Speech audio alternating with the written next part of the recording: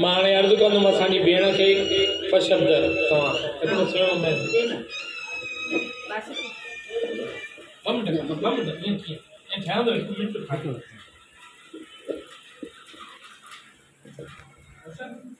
सभी के जय बोले, जय बोले, जय बोले, जय बोले। अज असांजे पूज्य दादा मेघराज जी अज उन्हनि जो जन्म दिवस है। असांजी माता रुक्मणी उन्हनि जे खे नमन करे मां पंहिंजे भाउ दीपक भैया के उन्हनि जे घर वारनि खे नमन थी कयां त पंहिंजे माउ पीउ जो नालो अॻियां रोशन था करनि। उन्हनि जा जेके बि कार्य आहिनि उन्हनि जे आशीर्वाद सां ही उन्हनि खे अॻिते वधाइनि था, त उन्हनि खे सैल्यूट आहे। वरी उन्हनि जा ॿार बि अॼु डॉक्टर थी विया आहिनि, त इहो असांजे उल्हासनगर जे लाइ हिकिड़ो वॾो शान आहे कि पंहिंजे माउ पीउ जो नालो था रोशन करनि था, परे पंहिंजे वॾनि जा। मां नालो नथी खणां छो मां एतिरो न आहियां लाइ मां दादा ऐं माता जी जो नालो खणां, उन्हनि जो बि नालो रोशन था करनि। जेको बि उन्हनि जो कार्य आहे उन्हनि जे आशीर्वाद सां अॻियां वधे। हे मंदिर जेको माता ठाहे वई आहे उन्हनि जे कार्य करनि था, इहो मंदिर अञा वॾो थिए।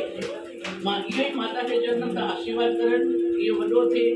अञा मंदिर जेका बि असांखां शेवा हूंदी, असां लाइक़ु न आहियूं शेवा करण लाइ, उहे ई करनि था। इलाही बि शेवा हूंदी त असां मां पंहिंजे भाउ दीपक सां ऐं पंहिंजी भेण सां हमेशह गॾु रहंदी। इहो मां उन्हनि खां हिकिड़ो आशीर्वाद थी करां। भाई ज़ोरदार तारियूं। पर चयूं जीअं मां लाइक़ु न आहियां अहिड़ी ॻाल्हि न आहे। अलाए छो मां जंहिंजी हिकिड़ी ॻाल्हि हूंदी हुई, चवंदी मंदर सजाइण खां कंहिंजे दिलनि खे सजाए, सेवाउनि खे सजाए। ऐं सचमुच दीदी अॼु ताईं मां कॾहिं कोन ॾिनो हुयो कि प्यारो गुलराज मदनानी ही जेके कार्यक्रम जेके चौथ जा जेके हिन जा थींदा आहिनि न, जीवन में 1.5 खां पौणा 2 करोड़ रुपया पोयां चेॾा जेके 14 सालनि खां असांजी जीवन तरन पत्रिका हर महीने हले थी, मुंहिंजी औकात बि कोन हुई उन्हनि खे पहुचाइण, उन्हनि खे ॾियणु। मां ज़िंदगीअ में चौखट टपी करे बि जल्दी था न आहियां। ही जेके ठाकुरदास जहिड़ा, ही असांजे गुलराज भैया जहिड़ा हर साल उनजी कयल उन कमाई उनजी पोख असां सां गॾु जंहिंमें बाह ॿेली थी करे बीहनि था नी। कॾहिं जीवन में कोन सोचियो आहे त ठाहियूं हा प्रोग्राम आयोजन मंदरनि जे हिननि खे इहो कयूं, पर सचमुच जेकॾहिं हीअ प्रेरणा किथां मिली न, भई मंदर खे घटि में घटि 25 साल थियण ते आया आहिनि असांखे हिते वेठे, त 24 साल खां पाण थोरो रंग रूप ऐं थोरो सुहिणो कयूं। इहा हिकिड़ी असांजी भेण मीना एलाणी ऐं गॾोगॾु मुंहिंजो प्यारो भाउ जेको हिते सेवा कंदो आहे। ॾिसो हुनजो विश्वास। 3 न्याणियूं अथसि, 3 न्याणियूं कीअं पणिजी वियूं ख़बर बि कान्हे का। लॉकडाउन जे पीरियड में साउथ अफ्रीका में मूंखे तो चए भाउ मूं 1300 रुपया पिया आहिनि, शादी आहे न्याणीअ जी।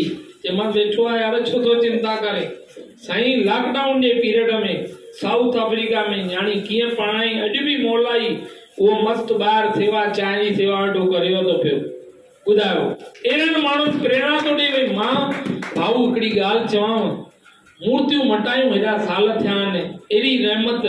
हिकिड़ो पुटु उहो बि ॿाहिरि वियो त ख़ुशहाल मस्त लाइफ, हुनजी घरवारी बि अची करे सेवा कंदी आहे, मसाज वग़ैरह ॿारनि जी मालिश लाइ जुड़ियल आहिनि। पाण हर सूमर जे भंडारे जे लाइ उनजी घरवारी करे ॾेई वेंदी आहे। हर सूमर जेको भंडारो ठहंदो आहे उहा ठाहींदी आहे। भंडारे जी सेवा जो कार्य हुजनि, मंदर जी रख रखाव जा कार्य हुजनि, उन्हनि सभिनीनि खे करण जे लाइ। पर वरी चवंदुमि धन्यवाद आहे जिन प्रेरणा ॾिनी आहे, उन्हनि जी प्रेरणा सां अॼु सुहिणो मंदरु एतिरो ठही वियो आहे। गॾोगॾु हे असांजो प्यारो गुलराज मदनानी ख़ासि अॼु ॾिसणु आयो आहे। भई मूंखे केतिरी जॻह ॾियो, केतिरी आहे जेके सीनियर सिटीजन था अचनि न, उहे भई घटि में घटि हिते वेही करे प्रोग्राम सत्संग जेके ॾिसनि, उहा टीवीअ जी सेवा करण जे लाइ। भई मां पंहिंजे माता पिता जे नाले सां सेवा थो करणु चाहियां। मां चयोमांसि भैया मूंखे ख़बर कान्हे केतिरी वॾी जॻह आहे, किथे लॻंदी, कीअं थींदी, तव्हां अची करे पाण ॾिसजो। जीअं रोज़ अची करे उहे सत्संग ॿुधनि, उहे अची करे कार्यनि खे इहो कनि, त लख धन्यवाद आहे। घरनि में वेठल जीअं चयमि कैलाश भगपति वारो या ॿिया, उन्हनि जी रहमत, उन्हनि जी आशीर्वाद सां असां जीअं जीअं बि कार्य थींदो, असांजी हिकिड़ी ॼाण आहे सब करे ॾेई वई आहे, एतिरो करे ॾेई वई आहे, बस रहमत हुनजी सेवा जे कारण ना, छो जो हुनजो स्लोगन इहो पहिरीं सब जो भलो तंहिं सदिके असांजो भलो। जॾहिं उहो पलव खणी करे चवंदी त असांजा बाबा साईं आत्माराम साहिब फोन कंदा, भई अधी 3 ॾींहंनि में उहो फोनियूं हुयूं, भई रुकमणी अधी पलव ते वेठी आहे त मां निकिरां।